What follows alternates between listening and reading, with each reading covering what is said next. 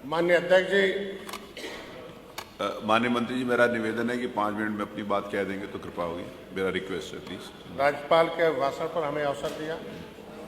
मैं अपने साथी जो पीडीए पर बात चल रहा था उससे संबद्ध करते हुए अपनी बात रखूंगा।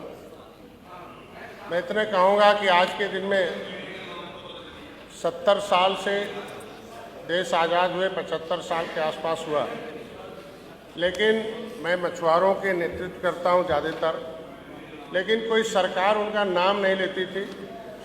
आज कम से कम बजट में हो चाहे किसी भी काम में, वोट के समय तो याद आते थे मछुआरे, लेकिन कभी जब उन्हें विकास के मुख्यधारा में लाने के लिए जो कोई भी बजट हो या कोई भी कानून हो, नीति बनानी हो, तो वो किनारे हो जाते थे।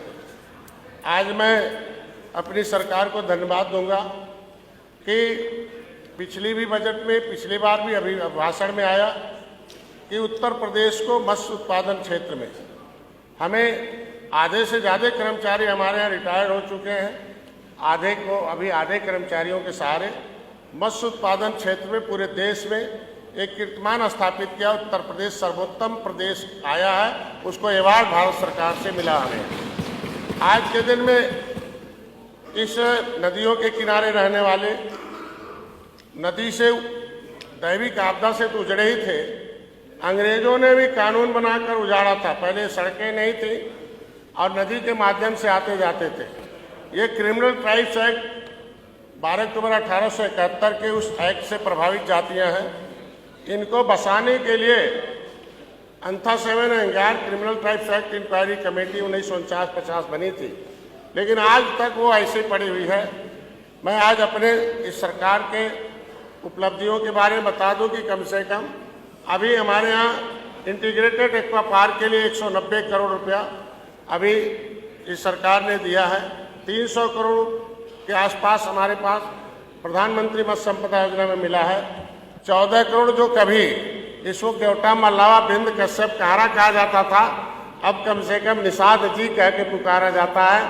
और निषाद राज के किले पर वह पर्यटक स्थल घोषित है। 56 फुट की भगवान राम निषाद राज के गले लगी मूर्ति भी वहाँ है।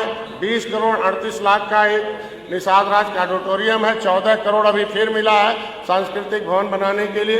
तो ये उपलब्धि है आज के दिन में। मैं पिछली सरकार, यहाँ नाम नहीं लूँगा, पिछली सरकार 2004 से 2014 केंद्र में सपा बसपा के सहयोग से भी चल रही थी।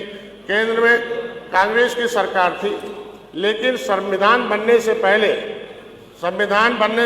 1950 से पहले एक पब्लिक फाइल 74/4/50, जिसके माध्यम से सभी राज्य सरकारों से ये मांगा गया था कि कौन सी जातियां अनुसूचित हैं जो सोशली, एजुकेशनली, इकोनॉमिकली बोर्ड से बैकवर्डनेस है और उनके अंदर हिस्टोरिकल अनटचेबिलिटी है। उस फाइल के आधार पर एक ग्रुप ऑफ कास्ट बना था जो है लेदरमैन, वाशरमैन, फिशरमैन। लेकिन जो लेदरमैन वाशरमैन है उनको तो मिल गया, लेकिन फिशरमैन फिसल गए।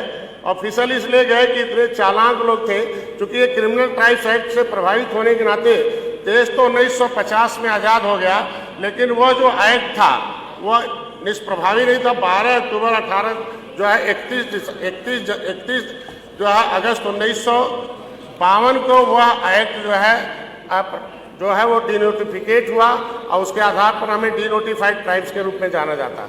5 साल 16 दिन देश आज़ाद के बाद ये जातियां गुलाम थी और इसके आधार पर जब हम लोगों ने आरटीआई में मांगा गया कि हमारा स्थान कहाँ है कोर्ट के माध्यम से, तो पता चला गृह मंत्रालय से कि 2012 तक तो वो फाइल थी, उसके बाद वो फाइल वहाँ से गायब है इस जातियों।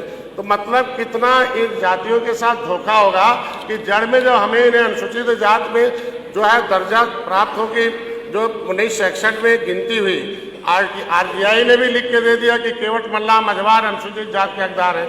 1961 में ये 70 लाख थे और गिनते करते करते 2011 की गिनती में 7,000 कर दिया गया। सारी जातियों की गिनती बढ़ती है और मछुआरों की गिनती घटती है। तो इस तरीके का अन्याय कितना किया था, इसके लिए हम लोग प्रयास कर रहे हैं। पहली बार 70 साल में आरटीआई से लिखवाने में कामयाबी मिली। हमारी सरकार, माननीय मुख्यमंत्री को धन्यवाद दूंगा कि 18 दिसंबर 2000 30 को मैंने मतलब पत्र लिखा माननीय मुख्यमंत्री ने, आरबीआई को इसे दिशा निर्देश दे दिया जाए। 1 महीने बाद आरबीआई ने लिख दिया कि नहीं, ये आज के दिन में ये इनके हमारे यहाँ 1961 में गिनती हुई थी कि जो है, और 1961 के अनुसार केवट मल्ला मझवार अनुसूचित जाति के हकदार है। तो मैं अपनी सरकार को धन्यवाद दूंगा कि इनके जो आरक्षण है उस पर भी एक पहल जा रहा है और बजट में इनके लिए अवसर भी है। हमारी सरकार के आज के दिन में पिछले साल 15,000 लाभार्थियों में 14,500 मछुआरों का था। आज के दिन में रोजगार के बहुत अच्छे अवसर हैं मत्स्य विभाग के अंदर।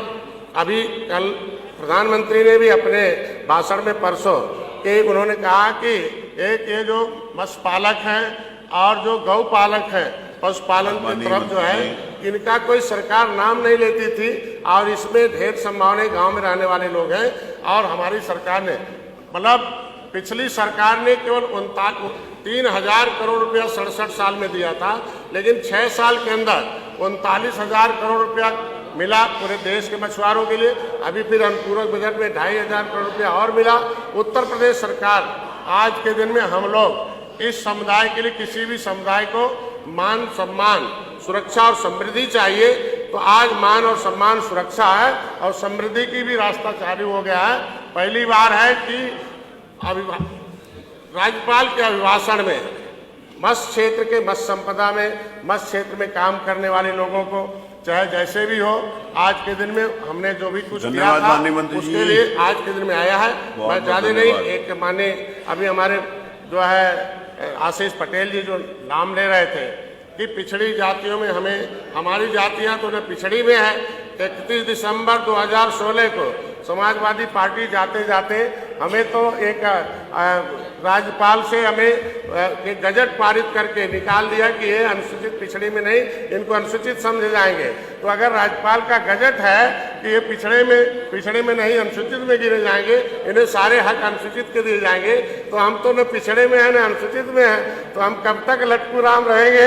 इसकी एक व्यवस्था हो जाए। तो मैं यही चाहता हूँ कि ये लटकाने वाले पिछली सरकारों ने हटाया है। अब हमारी सरकार आई, धीरे धीरे हम लोग इसके लिए काम कर रहे हैं और मैं राज्यपाल को धन्यवाद देता हूं कि कम से कम हमारी सरकार की जो उपलब्धियां थी बजट में, हमारे अभी मत्स्य विभाग के द्वारा जो बजट मांगा गया था, माननीय वित्त मंत्री जी ने 1 रुपए की कटौती नहीं किया।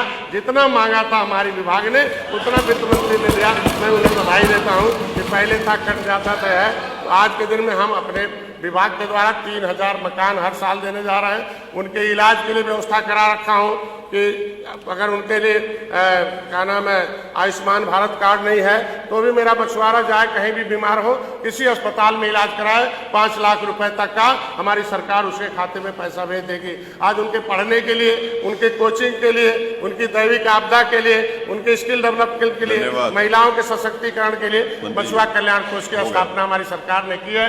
उसके लिए मैं अपने सरकार को धन्यवाद देता हूं और अभिभाषण पर मैं अपने राज्यपाल को भी धन्यवाद देते हुए अपनी बात को समाप्त करता हूं। धन्यवाद।